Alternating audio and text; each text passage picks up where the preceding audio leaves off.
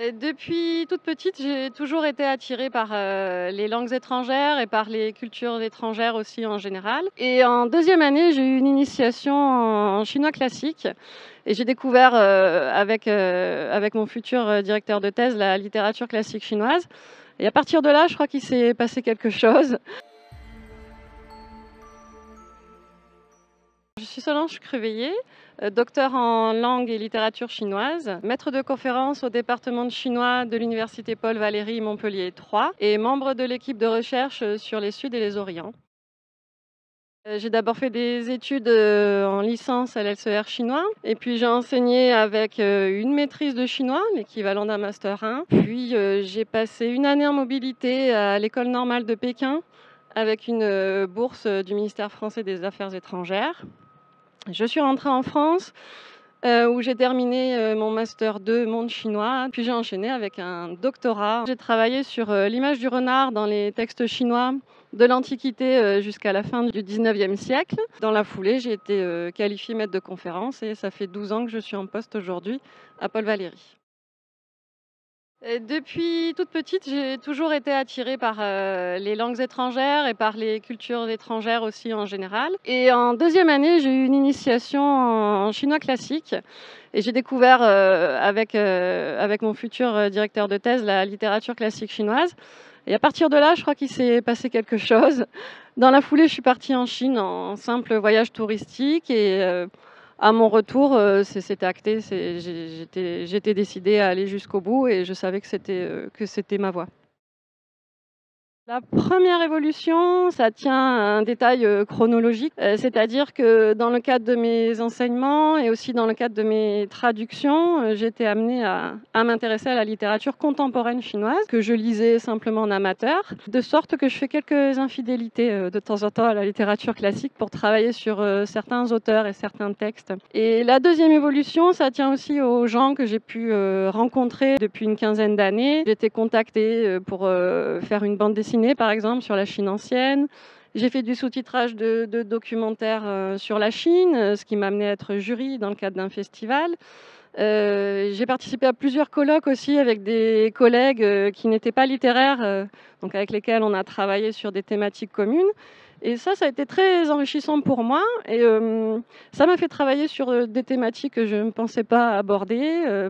Je pense notamment aux jeux de graphie, ça j'aime beaucoup les jeux de graphie. Et donc de temps en temps, je m'y consacre un peu. Donc là, celui-ci, on le reconnaît assez bien. Il est juste en dessous, en plus. Donc, Yishu Sheti, hein, c'est un peu le logo de l'entreprise, hein, c'est le graphisme artistique. Hein.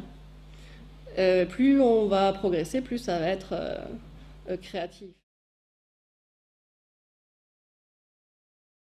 Et depuis toute petite, ça fait un peu cliché de dire ça, mais je savais que je serais enseignante. Je savais juste pas dans quoi, si ce serait dans le secondaire ou dans le supérieur. Et puis j'avais toujours aussi en moi cette forme de curiosité qui m'a jamais quittée. Moi, je suis quelqu'un de très curieux par nature, qui me prend vite par passion pour différents sujets. Et du coup, ce que j'ai aimé quand j'ai commencé mes études, c'était ça. J'étais très curieuse concernant la culture chinoise. Et ensuite, concernant la littérature aussi. Finalement, je crois que c'est pas moi qui choisis ce métier, c'est ce métier qui m'a choisi. C'était l'idéal pour moi de combiner à la fois le côté enseignant et le côté chercheur. À la fin de mes études de doctorat, j'étais partie en Chine pour une étude de terrain près de Zhobo, dans la province du Shandong, pour visiter la résidence d'un célèbre écrivain qui s'appelle Poussonli. Et du coup, j'étais très, très émue d'être là-bas, en sachant tout ce qu'il avait écrit. Et par hasard, j'ai rencontré sur place quelqu'un qui travaillait là-bas et qui était un descendant de cet écrivain-là.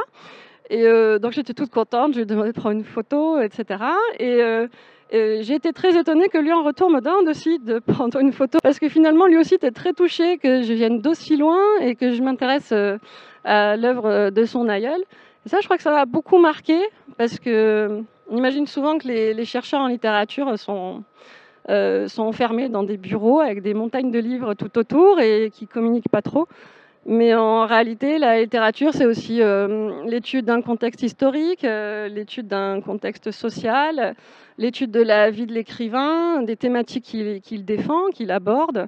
et beaucoup de rencontres, que ce soit entre confrères chercheurs ou avec les gens en Chine.